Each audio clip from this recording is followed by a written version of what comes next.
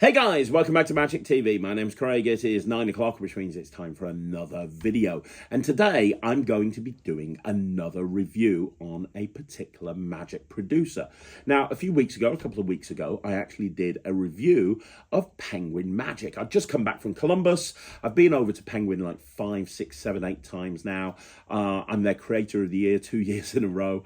And I did a review on what it's like working with Penguin Magic, kind of like a day in the life of Penguin, a Penguin person, a person who produces magic with Penguin Magic. And a lot of people loved that video. They said they wanted to see more videos like that, which is why that's what I'm doing right now. This is another video. So I'm reviewing and giving you a kind of a behind the scenes peek into what it's like working with Alakazam Magic. That's right, what it's like working with Alakazam Magic. So if you want to know the inside scoop about what it's like working for the Nardis, then this is the video that you want to see. Here we go. So here's the thing. I've known Peter Nardi for so many years. If you go back to the beginning of my career in this industry, when I started working with World Magic Shop, before the days of the Wizard Product Review, way back when I started, when I released my first trick, which was with World Magic Shop, I'd known Pete probably before World Magic Shop. I was an Alakazam customer all those years ago. And when I worked with World Magic Shop, I'll be honest with you, and I don't think I've ever said this on camera before, I always wanted to work with Alakazam, but I kind of had this arrangement with World Magic Shop where I worked exclusively for them. And I think part of the reason was I was kind of, for a time, I was the face of World Magic Shop, really. Me and David Penn were the face of World Magic Shop because I did the Wizard Product Review. I'd be on stage at all the lads conventions. I would be there in the Magic Cafe answering questions on behalf of World Magic Shop. So I was kind of like one of the faces of the company. So it would look very strange for me to start releasing magic with Alakazam. So everything kind of got done through World Magic Shop. But I remember like meeting Pete at conventions and hanging out with Pete at conventions. And although I didn't know him very well, and definitely not as well as I know him now, I was always a fan. I was always a fan of Alakazam. I was always a fan of the way Peter Nardi did things.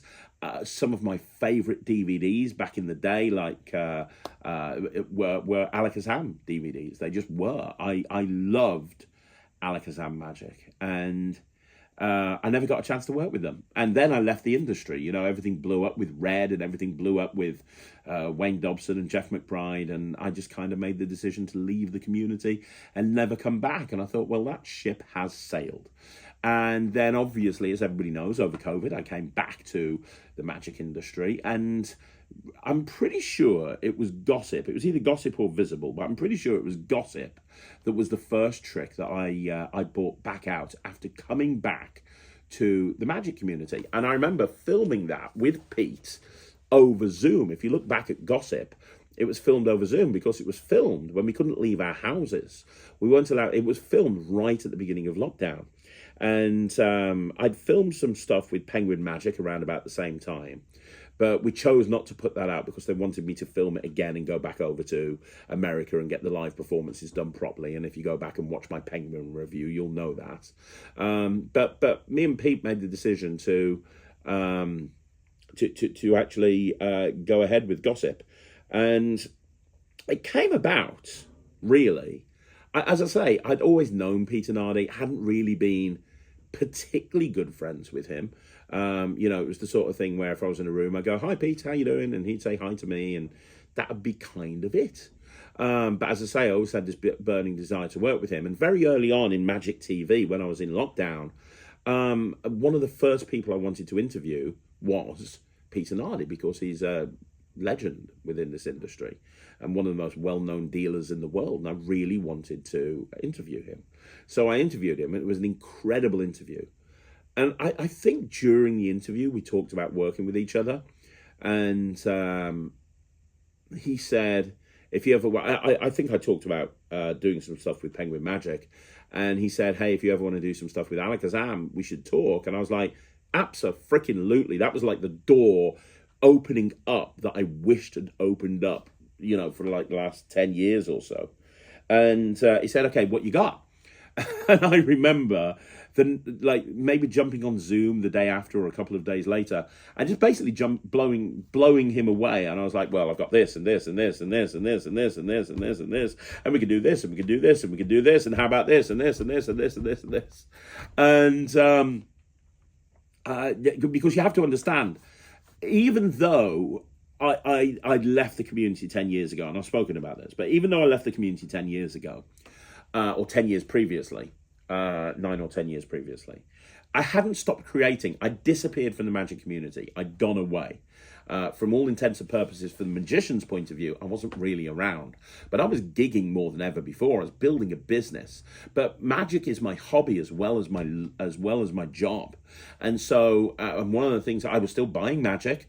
I was still studying magic. I was still reading books. I was still creating magic because I love creating magic. If I wasn't a magic producer, which I'm not, I produce magic. I work for magic producers, but if I wasn't a magic creator, if I wasn't somebody who created magic that eventually saw the light of day, I'd still be creating it, but I'd just keep it for myself. And that's what I did over this period of time. I just created magic and I kept it for myself. And I had files of stuff that I was working on, and I was doing it in gigs. And I remember saying to him, well, one of the things that we could talk about first of all is this. And I showed him Gossip. Now, here's an interesting story.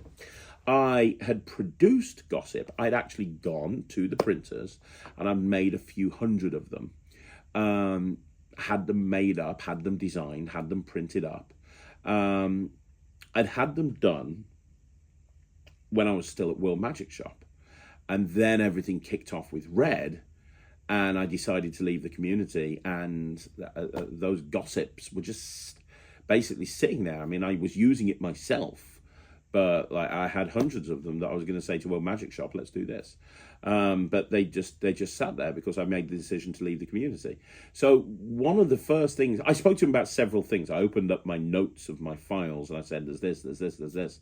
And one of the things that I like I say, was Gossip. It was, and he said, yeah, let's do that.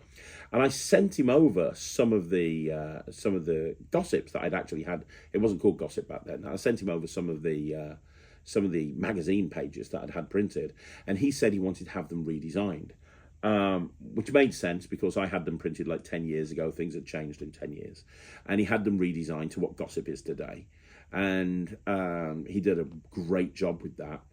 And obviously, it was when I was speaking to Pete about this, it was in COVID, like really seriously in lockdown.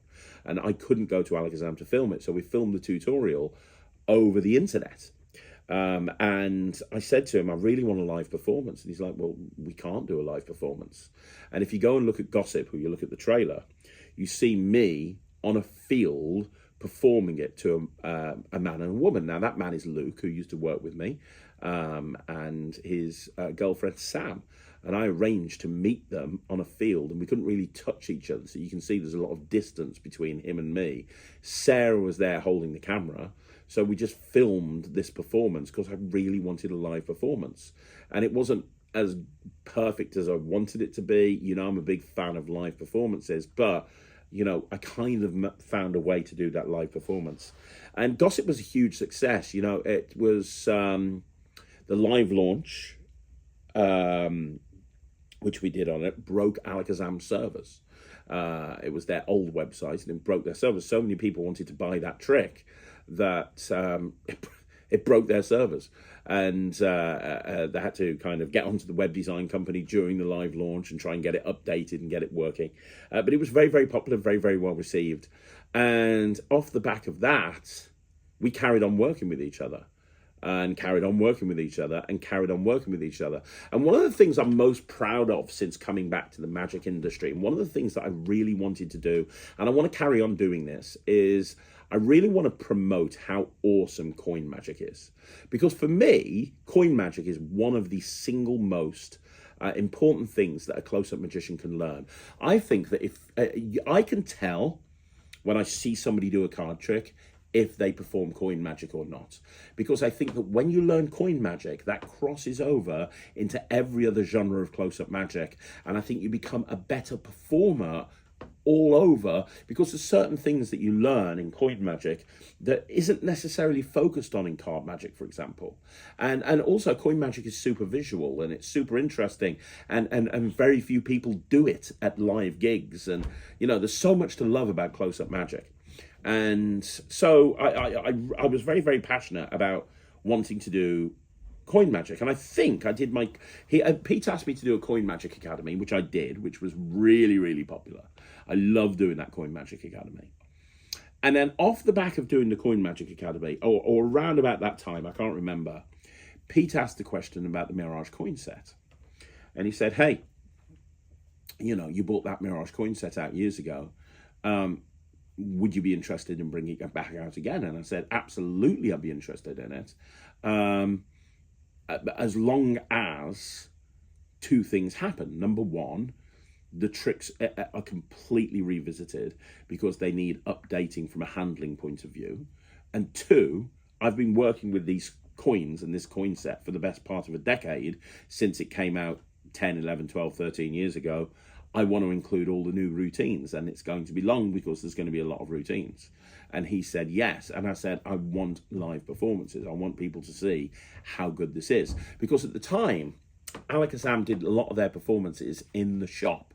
Not so much these days, but at the time they did a lot of the performances in the shop to people that came in. In fact, if you look at, like, for example, the Beyond Stebbins project, which was one of the first projects that I did where I could actually go to Alakazam, you'll see that I'm performing it to people in the shop, like Etienne Pradier, to people that just walked in. But I wanted live performances. So we went to Houdini's in Canterbury, I think it is. Beautiful venue. And went in there and did the did a full evening performance, performing all of the routines. It was great. It was fantastic. It really was.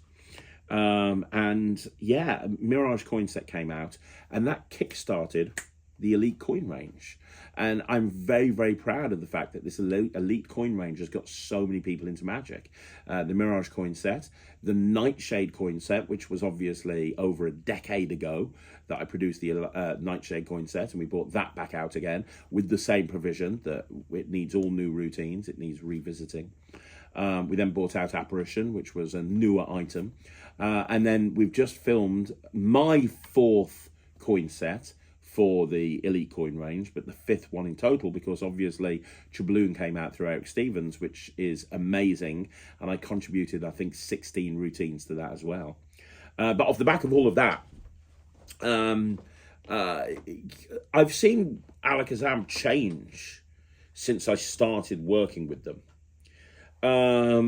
They were always very well respected in the magic community, and they always have been considered one of the biggest and the best dealers in the whole of the UK.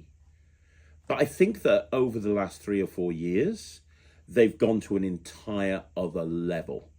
And I don't know if you guys have noticed this, but the Alakazam's range of customer, they've gone through the roof. Their stock has gone up. They've grown massively. And I don't know what it is. I don't know what it is. I think I know. I think it's partially to do with Harry Nardi coming into the company, because Harry brought a very fresh look to the brand. I think that, Pete, I think maybe might have been treading water, which as a business owner is a very, very easy thing to do. I know I've done that in the past. God, I've done that in my businesses, where you get to a certain point and rather than trying to push forward more, you're just happy to stay where you are. You're just kind of treading water.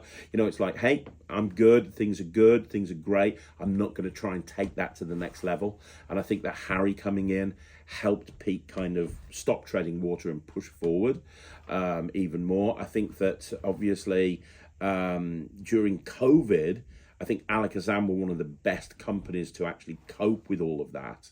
And what I mean by that is they were doing their Alakazooms. They were really embracing the virtual aspect of the magic community to try and not just reach their existing customers, but generate new customers.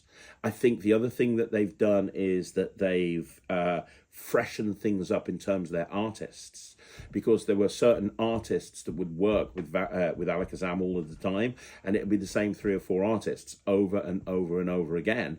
And now it's such an eclectic range of people. You've got Drew Perry, you've got Roman Armstrong, you've got me, you've got Liam Levenant. There's new people having stuff released all of the time, and I think that was a big part of Alakazam's growth over the last 3 or 4 years.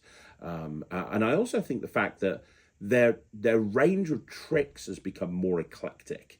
I think there was a period maybe just before COVID where you could kind of pick out an Alakazam trick from a lineup, and it was like, okay, this feels like an Alakazam trick. One of the reasons, and I'll be completely honest, and I know that Pete and Harry are going to be watching this, but one of the reasons that I suggested Gossip as the first trick for Alakazam is because it felt like an Alakazam trick. It felt like, hey, you know, you kind of do mentalism and predictions, and this is a really quirky prediction. I think that, you know, that was one of the reasons I thought that Alakazam had a certain type of trick that they released, and that fit within their type of trick. And you can see that a lot of the magic that I'm bringing out through Alakazam now does not fit that at all.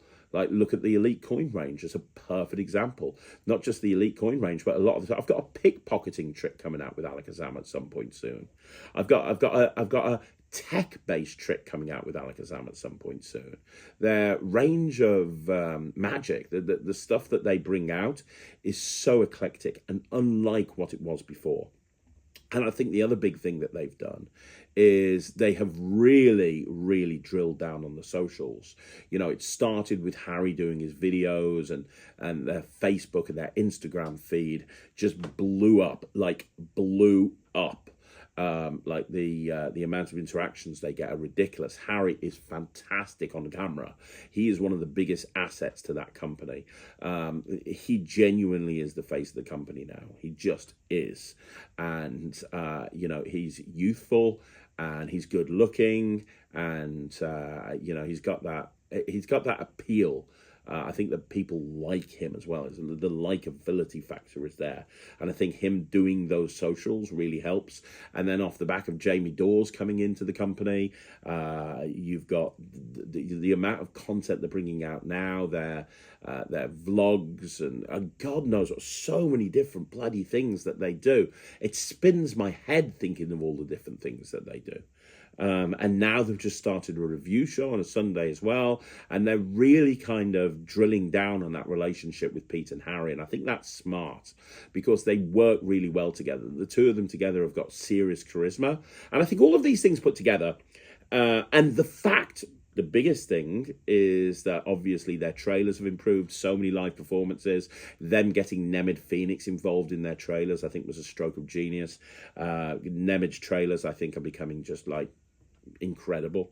You see some of the trailers that are coming out soon. The Svengali deck trailer was great. That was all Nemid. And Jamie obviously doing the trailers as well. You look at the Styx trailer, that was all Jamie. It's freeing up Pete's time. Pete used to do all the trailers. He used to do everything. He used to do all the product development. The Alakazam team is growing, and it's allowing Pete to be entrepreneurial. And then the other big thing is obviously they're now expanded over into America. And they've opened up an actual American warehouse. They used to have Alakazam USA, but I think it was more like drop shipping. Now they've got their own Alakazam warehouse, and Chris James is in charge of that warehouse. And because he is so conscientious, first of all, he's bringing something massive into the role because he's awesome and he cares about Alakazam. And because he cares about Alakazam, it means that they're the American side of things is working really, really well. But also Chris is fantastic on socials himself. And so his social presence and the social presence that he's brought into the company is increasing their net worth as well. And just everything put together, I wouldn't be surprised. Right, I've always thought it was Penguin Magic first, Vanishing Ink second, and then a bunch of other dealers underneath. I wouldn't be surprised if somebody said to me, Alakazam have taken over Vanishing Ink. I wouldn't be surprised. I would not be surprised. I don't know the figures. I don't know whether that has happened. I don't know whether it hasn't happened. I might be completely off base, but I wouldn't be surprised, because they announced on their social media just the other day that, like, I know that last year they were having like their best year ever, and they were like one of the top dealers that Murphy's deal with. And I know this year they announced a couple of weeks ago that at that point they had 10,000 more orders at that point than they did the year before. They must be doing brilliantly. I wouldn't be surprised if they'd taken over Vanishing Ink. And I wouldn't be surprised if we see an Alakazam convention in the next year or two, because all of the social media, all of the stuff that they're doing is really pushing towards that. And I think that they've got a fresh lick of paint. I think that they're doing incredible. And all of that is the backstory. And now let's talk to you about what it's like working with Alakazam. We'll talk about the pros and the cons. I'm going to be completely honest. So, first of all, I'll tell you right now that even though the business is growing, even though it's getting bigger and bigger and bigger, Alakazam have a family vibe, a family business vibe, more than any other production company that I work for. I talked about how friendly Penguin are, and they are. I talk about how it's, it's very family. It feels like a family, and they do. But Alakazam really are a family. You know, Harry and Pete, father and son. Jenny regularly comes into the office doing various different things. Jenny is Pete's wife and Harry's mum. Emma is fantastic. You know, Jamie's there all the time. You know, they've got Nemid on retainer doing a lot of their trailers. You've got Andy Smith, who's an absolute genius. It is a family business, and it has that family business vibe to it, which is just wonderful. And I think here's the big thing about Alakazam, that they do better than any other production company in the world, as far as I'm concerned. What they do better is they have the time and the resources and the inclination and the desire to make anybody who comes into their brand a star. And what I mean by that is, a lot of the time, let's take Penguin Magic, for example. And I talked about Penguin. I love Penguin. I think Penguin are amazing. Here's what's going to happen with Penguin Magic. You've bought your trick out. You've gone over there. You've filmed it. Fantastic. There's not going to be any sort of, we talked about this with Penguin. They're not going to mention this trick ahead of time. The trick is going to come out. Everyone's going to talk about it for a while. They're going to have emails come out about it. Everyone's going to talk about it. But then, something else is going to come out, because every week there's like at least one or two tricks that come out from Penguin, and they're going to continue to push that trick over time. But you're going to kind of get maybe a week or 2 weeks in the sun before the focus is on a different trick that Penguin's brought out, because they bring so many tricks out all of the time, right? So if you're an unknown artist and you've come to Penguin for the first time, that trick's going to come out. Everyone's going to love it. They're going to be talking about you, but then it's going to be onto something else, right? One thing that I've seen Alakazam do is they really sit down and work out a way of making the artist the most important part of the project. That might be doing interviews with them. That might be bringing them into the Alakazam studios, or getting them online and getting them on an Alakazam Tuesday, the Tuesday live that they do. It might be doing a deep dive with Pete, which they do on a fairly regular basis. It might be getting them involved in the socials. Whatever it is, they want the artist to come out of this arrangement with Alakazam with a better profile than they had going into it. And they really do kind of sit down with the artist and go, right, okay, what can we do to make you a bigger deal in this industry than you are at the moment? And I've seen them do that over and over again. I'm not saying other companies don't do that. They do. They have to, because in order to make that product a success, they have to kind of push the artist.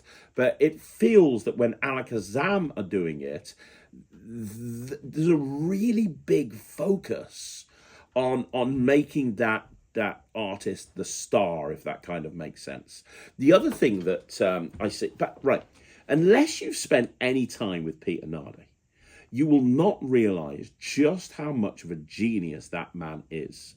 Like, people go, oh, Craig Pett is creative. I don't hold a candle to Peter Nardi, because what he will do is you will, I haven't got anything on me. He will, what have I got? I've got my house keys. So he will put his house key, somebody will give him some house keys and he'll say, yes, I have a princess on my house keys. Thank Thea for that. He'll put his house keys down and he'll say, right, okay, this is a trick. And then this is what it does. So he'll show the trick. This is the trick. This is what it does. Pete will then, literally in an hour, come up with 10 different ways of making this better. And I'm really not kidding. He did it with gossip. Now, when I went to Alakazam with my first product, Gossip, I'd heard that Pete did this. I heard this was a thing that Pete did. And I laughed to myself. I was like, there's no way Pete's going to be able to make this better. I've been doing this for a decade. This is freaking perfect. And when you go and watch the tutorial that I did with Pete, there he is. He's put together 3 or 4 routines with this thing, including a really cool stage piece. And just, I was like, I didn't even think of that. He'd come up with a really cool routine with a Svengali deck. And I'm like, why didn't I think of that? Why did I not think of doing that? That is an amazing idea. And I didn't think of doing it. Damn. He does that. If you've got a trick, his job really is to make that trick the best possible trick, because he knows that when he brings a trick out, it's going to do better if it's perfect, or at least as perfect as it can be. So Pete will work with you every single step of the way, and he'll come up with suggestions and ideas and routining and handling tips to make sure it's the best that it can possibly be. Which is just amazing, especially if you've got something that's like good, but it could be better. He will be the person that makes it better. And you don't see that. A lot of production companies, you have to go to them with a finished product. This is it. I'm done. This is what it is. Yes, we will produce that for you. And Penguin do this as well. I've seen Penguin do this. But Pete does it better than anyone I've ever seen. The guy is a genius. If you don't know that about Pete Nardi, you need to know. He's an absolute genius to work with. And seeing his mind do this sort of stuff is just incredible. So they'll do that for you. The other thing is, they want this project, they want this to be an incredibly enjoyable experience for the artist. So they will work with you to make sure that this is the best possible thing. So, for example, Ryland's got a trick coming out with Alakazam soon. It's his second trick. And when he was developing the trick, he had the idea for the trick, and he went to Pete. I didn't have anything to do with this. He went to Pete and he went, this is the trick, this is how it works. And Pete was like, that was great. And Ryland's original idea used a Himba wallet. And Pete was like, okay, well, we can send you a Himba wallet, but if you use this would be better because it's going to keep the cost down, and it'll look better as well from the point of view of the audience. It's going to look better. It's just going to look great, right? Because of this, you're not going to have to put something in a wallet and then open up the wallet. So he sent a wallet and he sent this other thing to Ryland, and Ryland was like, oh yeah, that actually is better. That works a lot better. And that was an example of Pete saying. And then when Ryland's new trick involves some specially printed cards, not playing cards, but cards. And Ryan was like, okay, we need 6 cards. So Pete went and got them designed by his design company, Aid Gower, and sent them over to Ryland. And he's like, okay, actually, we're going to need more than 8 cards. We ended up needing 20. Well, Ryland ended up needing 23 cards because he said to Pete, if we had all these other cards, not only it could do this, it could do this, and we can talk about all these different routines. Chip off the old block, I know. So Pete was like, yeah, okay, let me send all these over to you. And nothing is too much trouble. It's not like he's rushing you to go and film it. That's not the case, right? He's making sure that you are 100% happy with it and giving you everything that you need, which is just amazing. A lot of the time when I work with other companies, I have to supply everything to them. Right, okay, this is everything. We're good to go. Not Penguin. I don't have to do that with Penguin. Penguin are awesome. A couple of others are awesome that we'll review later on. Murphy's are really good at that as well. But Alakazam, damn, whoa, nothing is too much trouble. Nothing is too much trouble. I've gone through 25 like prototypes before I've had this thing that I'm happy with. And perfect example. So I've got this trick coming out soon called Toys through Alakazam. And I got to the point that I was happy with it. And I was like, yeah, I think I'm happy with that, Pete. And then he was like, okay, we're gonna print 100 of them, blah, blah, blah, blah, boom. And then next week I was like, actually, it'd be better if it was this. Have you printed them? Yeah, but don't worry, we'll throw them in the bin. We'll do these. If that makes it better, that's the most important thing. So he really cares. Alakazam really care about working with you and making it the best project that it can be from your point of view and also from their point of view. And you can see that in Eric Stevens' trick. If you look at Eric Stevens' Sticks trailer, Eric was very, very specific to Alakazam. He wanted it to be a Wes Anderson style trailer. He had very specific ideas that he had in his head as to how he wanted this trailer to be. Okay, no problem. He wanted the packaging to look a little bit Wes Anderson-y. No problem.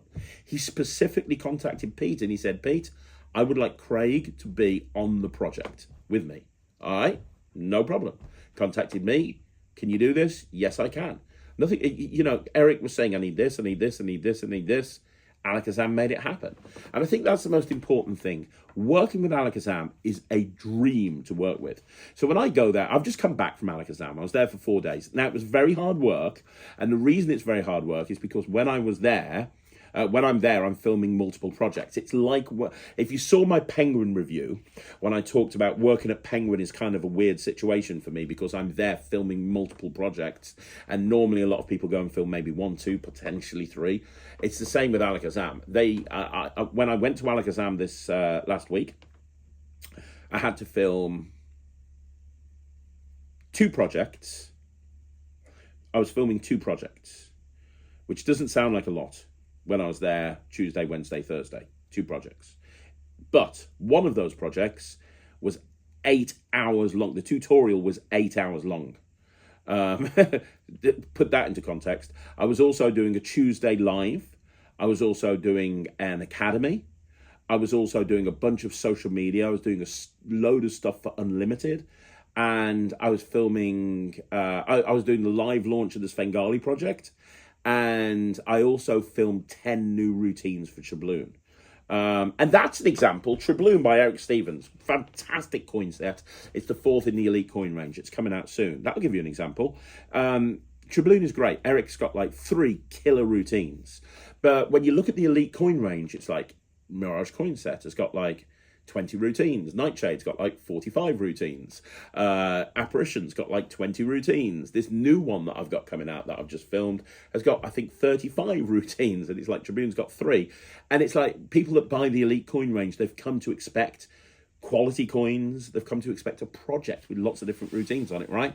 So I created 6 routines the last time I was down, another 10 routines I filmed this time. So we've got like 20 routines on the project. Now that's an Elite coin range. He didn't have to do that. Pete didn't have to do that. Pete didn't have to have somebody come in like me to create a bunch of new routines, send me the coin sets, give me time to work on them, give me time to put them out in the real world. No. But he did because he wants it to be the best possible project that it can be. The point I'm trying to say is I was very busy when I was there. But even though I was being really busy, nothing is too much problems. I got there. Hey, come on, we're going to take you to breakfast. I was there with Nemid. Come on, guys, we're going to take you for breakfast. Unlimited teas, unlimited coffee, lunch. Do you want anything for lunch? We're going to order it in. Right, I'm taking you out for dinner. Name the place. Okay, we're organising your accommodation for us. So if you want to organise it, that's fine. Just invoice us and I'll pay you back the money. Where do you want to go for dinner tomorrow night? Where do you want to go for dinner tonight? Where do you want to go for breakfast tomorrow? Do you want to get something? Like, nothing is too much effort. They want to make sure that you are looked after and you are treated well, which is great because when you're working hard, when you're on a film set and you're producing this stuff, it can be really hard work. So to feel like you're being valued, which you do really makes it all worthwhile, right? Really makes it all worthwhile. Also, the other thing that I will say, I talked about Penguin Magic and I said their setup was amazing. Pete and Alakazam have spent a lot of money on making sure that their studio is amazing. The studio is separate to the shop, and you walk in there, there's a performance area, beautifully lit, and then you've got the area that you film all the tutorials and everything, and there's like 16 million cameras, it feels like. And they're live editing on multiple computers and stuff. Everything's happening all at the same time. You've typically got Jamie there doing all of the filming. You know, if you want somebody to come and sit down with you on the tutorial, great, no problem. Who do you want? Do you want Harry? Do you want Pete? Do you want do you want Andy? Who do you want? You know, because whatever you want is not too much trouble. When I did the academy, oh, we're going to have Andy come in and sit with you, and he's going to co-host it with you. Brilliant. That's amazing. We'll have Thomas sitting there as well, and Thomas can be a spectator and chip in with ideas. Brilliant. That's amazing. They want you to feel as comfortable as you can possibly be, and nothing is too much trouble. Nothing is too much effort. They have this wonderful setup, and they have these really knowledgeable people, and their goal is very simply to make you look like the best that you can look. And it's why a lot of people's careers have skyrocketed because of Alakazam. Chris Congreve, huge reputation. Really, it was Alakazam that put him on the map. Let's be honest. It was Alakazam that put him on the map. Now he's a big deal in his own right. Steve Della, exactly the same. Look at Ben Earl. The first thing that Ben Earl did to the Magic community was an Alakazam trick. Look at me. Nobody knew who I was when I came back to the industry, and the first thing I did was an Alakazam trick. It's great, really is. They look after you. They want you to succeed, and the communication from Alakazam is brilliant. If I pick up the phone and I ring Pete Nardi, I'm going to get an answer. If I pick up the phone and I speak to Harry Nardi, there's going to be an answer. If I pick up the phone and I speak to Alakazam, there's going to be an answer. They're keeping you updated with everything that's happening every single step of the way. And because they're a smaller company than a Penguin and an Illusionist and a Murphy's, they work hard. They work fast. You know, I've talked about sometimes I've got projects with Penguin that are 3 years and they still haven't come out. I've got projects with Murphy's 4 years, they still haven't come out. That's not the case. Well, there's one trick that's about 2 years, but that's because I've been holding it off because I keep adding to it. But generally, as a rule, that's not the case. They get this stuff out quickly. They want to turn it around as quickly as they can. You are vitally important to Alakazam's growth and success, and you know they'll work with you as to the speed of what you want this brought out. And one thing that I said about Penguin, that I said, look, the one issue that I have with them is the communication, right? And I'll just find out that the trick's out and I won't even know about it ahead of time. That's not the case with Alakazam. Alakazam will be working with you and be like, right, okay, so this is what's happening this month. We think that we should do a live launch on this product on this date, okay? And that's the other thing. The live launches are huge. If you want to have a name in this industry, Alakazam have got a very big, very loyal following of fans, which gets bigger and bigger and bigger every single day. And anything that Alakazam do, they pay attention to. And you are going to be exposed to those fans, which is amazing. And the live launch is such a big deal. It goes live on Facebook. It goes live on YouTube.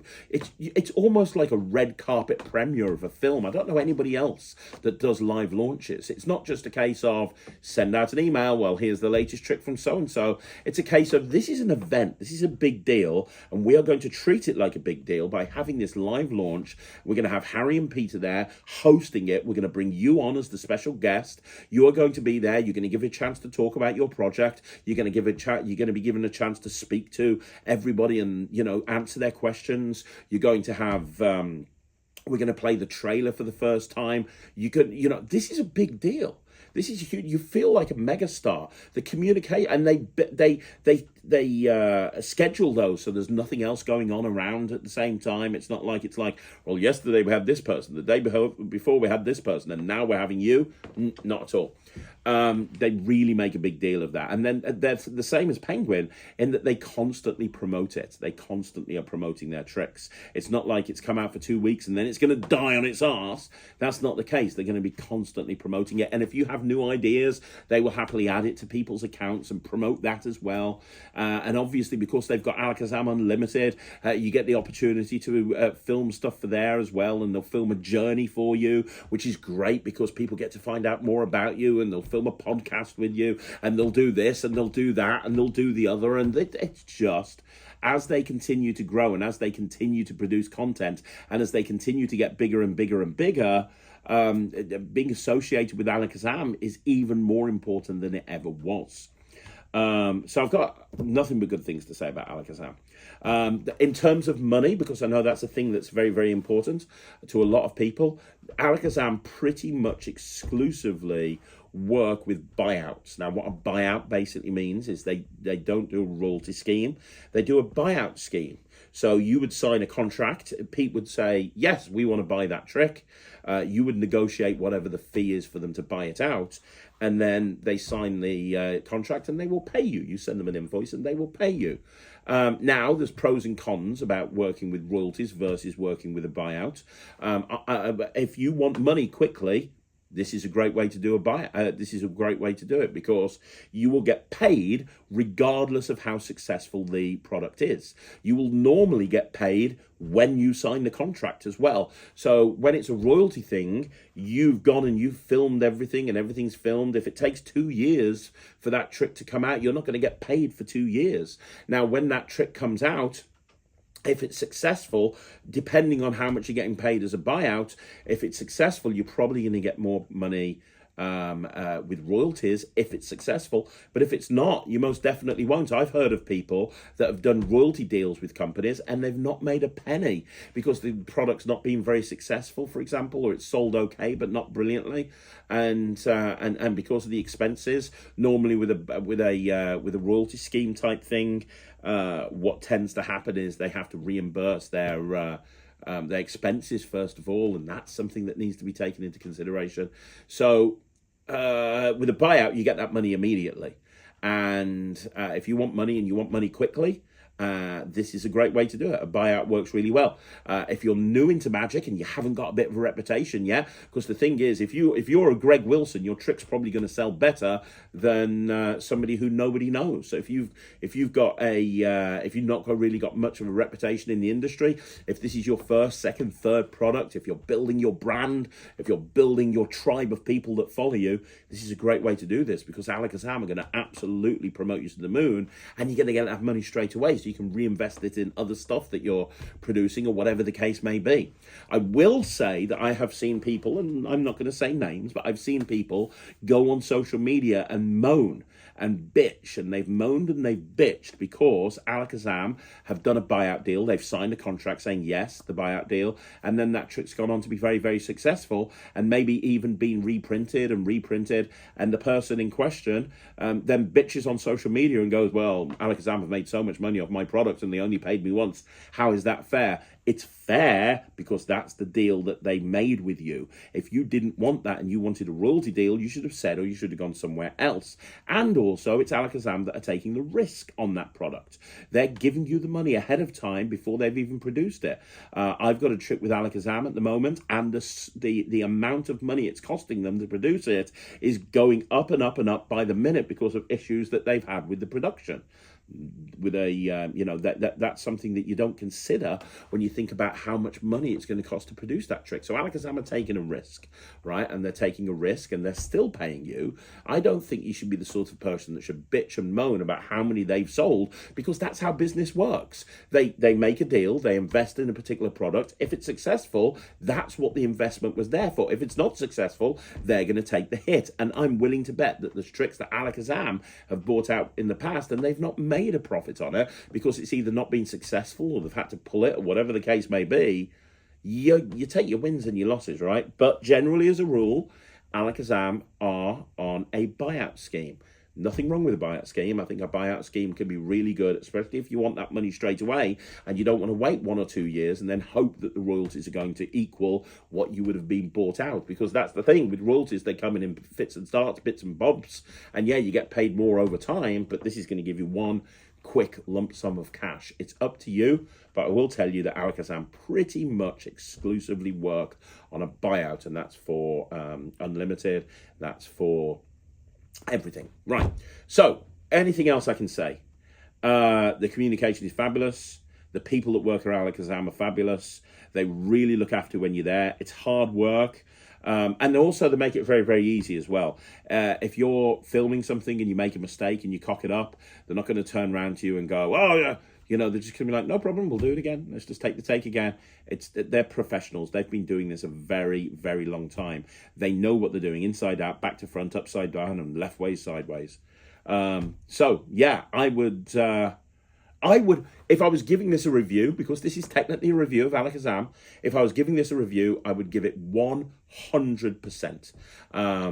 Plus Tulin, let's throw another 120%, because that's what Ryland gives every Alakazam product, right? 120%. I'd give him 120%. I will always continue to work with Alakazam. I have so much fun when I'm there. I am absolutely a member of the Alaka fam.